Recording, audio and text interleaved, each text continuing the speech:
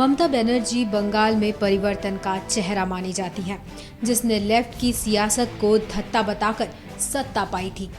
लेकिन बंगाल को बदलते बदलते सबसे ज्यादा परिवर्तन अगर कहें तो वो ममता बनर्जी में ही आया है।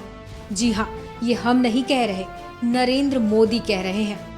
नरेंद्र मोदी ममता बनर्जी को एक्सपोज कर रहे हैं। सुनिए जरा, परिवर्तन की बात करने वाली ममता को कैसे नरेंद्र मोदी ने एक्सपोज किया। दीदी, आप जो परिवर्तन परिवर्तन कह रही थी, वो आप ही में आना था क्या? कि बंगाल में आना था? नानी, परिवर्तन कहां आना था? अरे हम तो सोच रहे थे बंगाल में परिवर्तन आएगा, लेकिन दुख से कहना पड़ता है परिवर्तन दीदी में आ गया। भाइयों बहनों, दीदी, आपने 2005 अगस्त में पूरी पार्लियामेंट में तूफान खड़ा किया था। किस बात के लिए? बांग्लादेश से आए हुए घुसपैठियों के खिलाफ। आपने संसद में पूरी संसद को हिला दिया था और मेरा सीना तनता दबा। एक मेरी दीदी शेरनी पूरी पार्लियामेंट को हिला रही है, भारत मां की सेवा के लिए हिला रही है। और आप कहती थी ये बांग्लादेश से घुसपैठिए आ रहे हैं, वो लेफ्टिस्टों की वोट बैंक बन गए हैं, ये लेफ्टिस्ट लोग उनको ये कर रहे हैं, इनको निकालो, ये मांग आप कर रही थी। दीदी, आपने 2005 में जो पार्लियामेंट में बोला, ये आपका भाई आज वही बोल रहा है, वही बोल रहा है। और आप मुझे रस्सा बांध करके जेल में डालने की बात कर रही हो। ये कैसा न्याय है दीदी? ये न्याय ठीक नहीं है। आप खुद घुसपैठियों के खिलाफ थी, लेकिन अब वही घुसपैठिए आपकी मतपेटी भर रहे हैं, इसलिए आप देश के साथ अन्याय करने पर निकली हो। ये परिवर्तन आपसे अपेक्षा नहीं थी दीदी, आप नहीं बदल सकती। आप वापस लौटो, भारत मां की सेवा करने के लिए वापस लौटो। अरे सत्ता तो आएगी जाएगी, कुर्सियां तो आती है जाती है।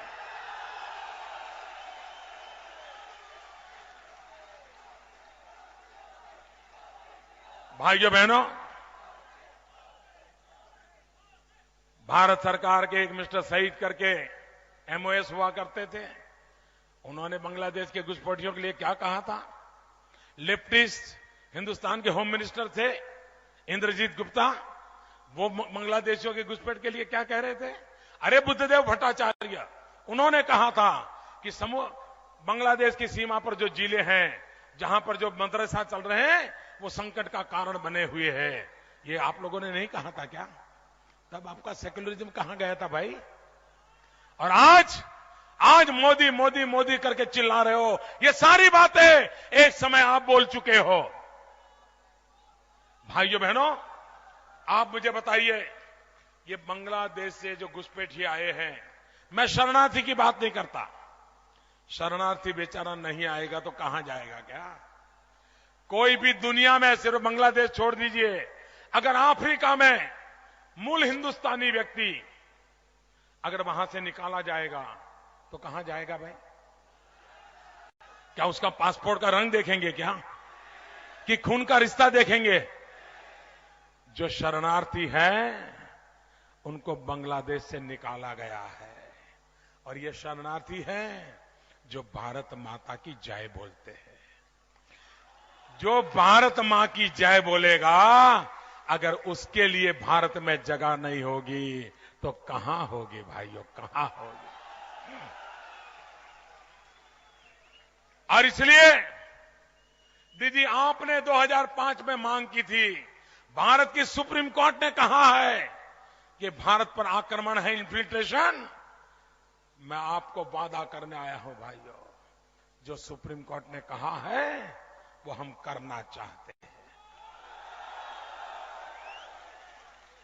भाइयों बहनों, आप मुझे बताइए, एक महिला राज्य की मुख्यमंत्री हो और बलात्कार की घटनाएं पहले से बढ़ जाती हो तो क्या कहना? क्या कहना बताओ? मोदी को गाली देना आसान है, लेकिन कम से कम मेरे बंगाल की बेटियों को बचाना ये आपकी प्राथमिकता होनी चाहिए। जिस बांग्लादेशी विस्थापित लोगों को लेकर ममता बनर्जी राजनीति करती रहती हैं, उसे लेकर भी नरेंद्र मोदी ने ममता पर प्रहार किया और ममता को सच्चाई बताई। आप सुनिए नरेंद्र मोदी ने कैसे देश को सच बताया। आप तो इतना प्यार करते हैं, दीदी बहुत नाराज है, और जैसे जैसे आपका प्यार बढ़ता जाता है उधर दीदी का गुस्सा बढ़ता जाता है।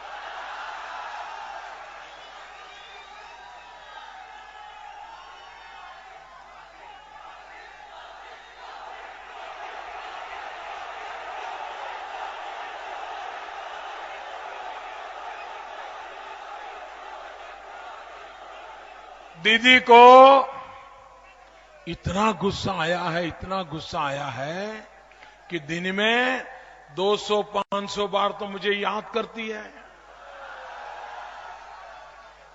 आधा भाषण मोदी को समर्पित होता है। मोदी ऐसा है, मोदी वैसा है, मोदी ढिंचना है, मोदी फलाना है, पता नहीं क्या क्या बोला जाता है। दीदी, आपका हर शब्द मेरे लिए तो आशीर्वाद है। दीदी, आपके मुंह से कुछ भी निकले मेरे पास आते आते वो फूल बन जाता है। लेकिन दीदी, आपने अभी ये कहा, दीदी आपने अभी ये कहा कि मोदी को तो रस्सा बांध करके जेल में डाल दूंगी, ऐसा कहा है ना? अरे दीदी, देखिए ऐसा क्यों करती हो आप? आपको वेस्ट पश्चिम बंगाल की जनता पर आर्थिक बोझ डालने की क्या जरूरत है? आप रस्सा खरीदने के लिए टेंडर निकालोगी,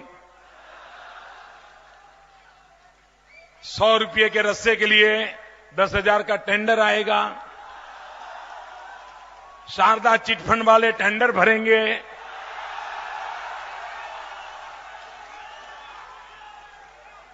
फिर रस्सा आएगा, फिर वो रस्से की क्वालिटी रिजेक्ट होगी, क्योंकि मोदी को पकड़ना है ना, तो फिर दूसरा टेंडर निकलेगा, तो 10,000 का रस्सा आएगा।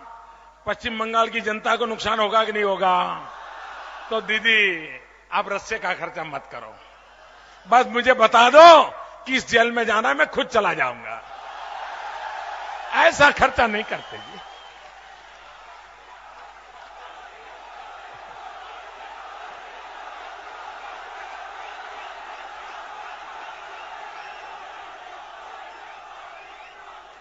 और यहां आया हूं, अरे आज ही मेहमान बना लेना है तो मैं मौजूद हूं। और मैं भी बताऊं, मैं बंगाल की जेल में रहूंगा तो पहला काम करूंगा बांग्ला भाषा सीखने का। इतनी प्यारी भाषा है, इतनी प्यारी भाषा है, बांग्ला संगीत इतना प्यारा लगता है, मेरा तो नसीब खुल जाएगा। लेकिन पता नहीं है, अब दीदी नहीं रखेगी मुझे, उसको चिंता होगी कि मेरी जेल का खाएगा और मेरी भाषा सीख जाएगा। भाइयों बहनों, क्या राजनीति ऐसी होती है क्या? देश ऐसे चलता है क्या? अरे हम देश के जवानों के लिए क्या करेंगे? देश की महिलाओं के लिए क्या करेंगे? आप मुझे बताइए। दीदी, मैं पहले से ही आपका आदर करता हूं और मुझे आप जब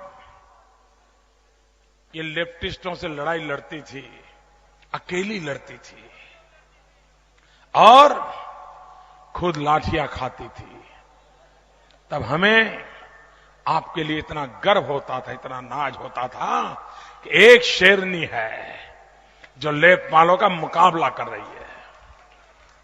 लेकिन दीदी, 3 साल में क्या हो गया आपको? अरे मैं चौथी बार मुख्यमंत्री बना हूं भाई, 14 साल से बैठा हूं, हम में तो कोई परिवर्तन नहीं आया। दीदी, आप जो परिवर्तन कह रही थी, वो आप ही में आना था क्या? कि बंगाल में आना था? नानी, ये परिवर्तन कहां आना था?